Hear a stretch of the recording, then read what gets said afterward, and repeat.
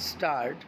वर्षों से मनुष्य ने हथियारों की होड़ को भय की बुनियाद माना है। यूँ तो हथियार भय उत्पन्न करते हैं और इसी भय के कारण हम अधिक से अधिक संख्या में हथियार विकसित करते चले जा रहे हैं। लेकिन हथियारों का दोषी होना केवल हमारी आपकी दृष्टि में है। अगर हम हथियारों की दृष्टि से देखें तो वे अपने मालिक की आज्ञा का पालन करने के लिए विवश हैं और वह मालिक यानी मनुष्य खुद ही मनुष्य के भय का मूल कारण है। अब मुखौटा चाहे कुछ भी लगा लें, लेकिन सच्चाई यही है कि लगभग हर मनुष्य एक दौड़ में शामिल होकर बस भागता जा रहा है। धन की दौड़, यश की दौड़, भूमि की दौड़, दूसरे को अपना गुलाम बनाने की दौड़। अक्सर इस चक्रवाती दौड़ में मनुष्य का मनुष्य से टकराव भी होता रहा है। ऐसे में वह एक नई दौड़ में शामिल हो जाता है, हथियारों की दौड़।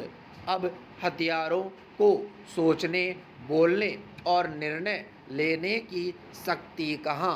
वे क्या किसी को भ्रष्ट करेंगे? वे तो केवल मनुष्य के भीतर छिपे भ्रष्टाचार और बर्बरता को प्रकट कर देते हैं। मनुष्य खुद अपनी महत्वाकांक्षाओं की पूर्ति के लिए तमाम हथकंडे तैयार करता है और हथियारों का दुरुपयोग करता चला जाता है। लेकिन इस भ्रष्ट बल के आधार पर करोड़ों लोगों पर कब्जा भी उसे तृप्ति नहीं दे पाता और न उसकी दौड़ कभी पूरी हो पाती।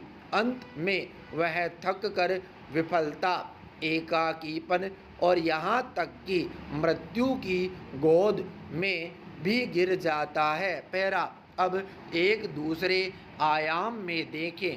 हमारा देश 75वां स्वतंत्रता दिवस मनाने की राह पर है, लेकिन यह स्वतंत्रता किस कीमत पर आई?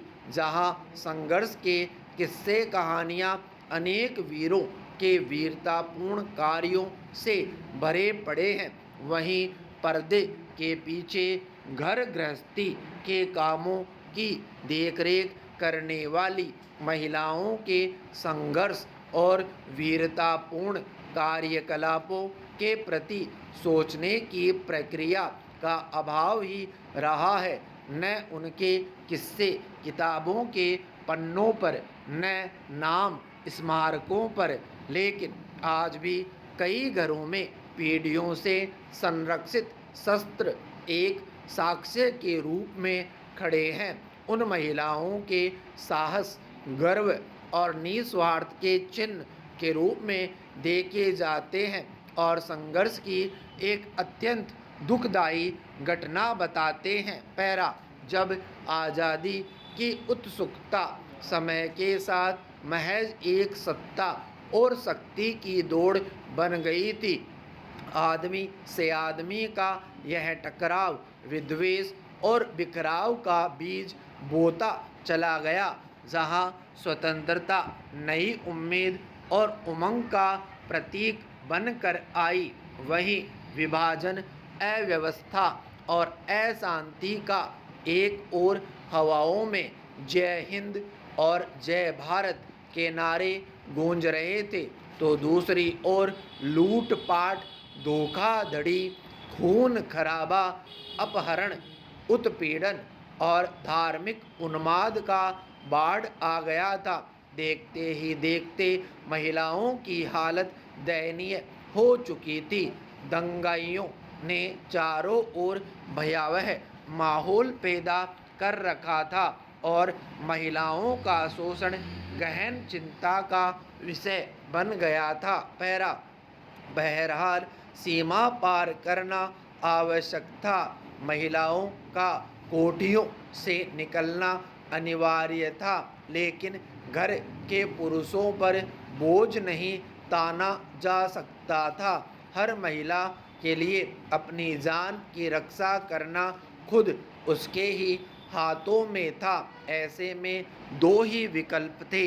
कई महिलाएं अपने साथ गोलियां लेकर चली कि अगर मार्ग पर कुछ हुआ तो वे उनका सेवन कर जीवन समाप्त कर लेंगी।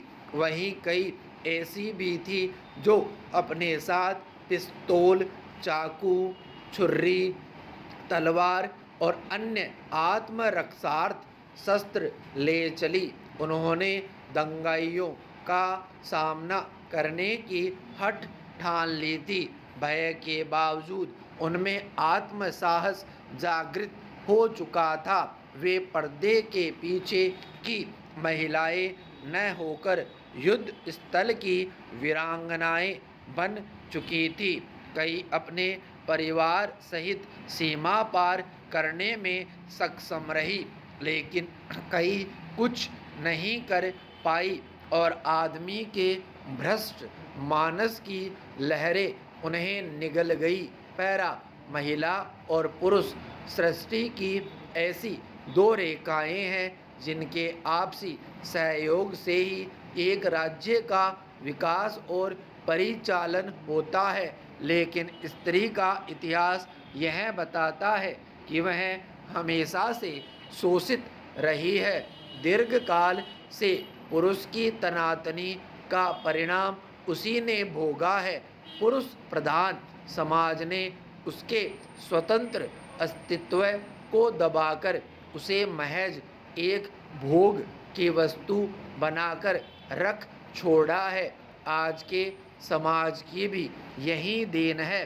स्त्री अपने घर की चार दीवारी में पराधीनता का अभिशाप भोगने के लिए विवश है। उसकी स्वतंत्रता में बाधा डालने वाला कोई कानून नहीं है।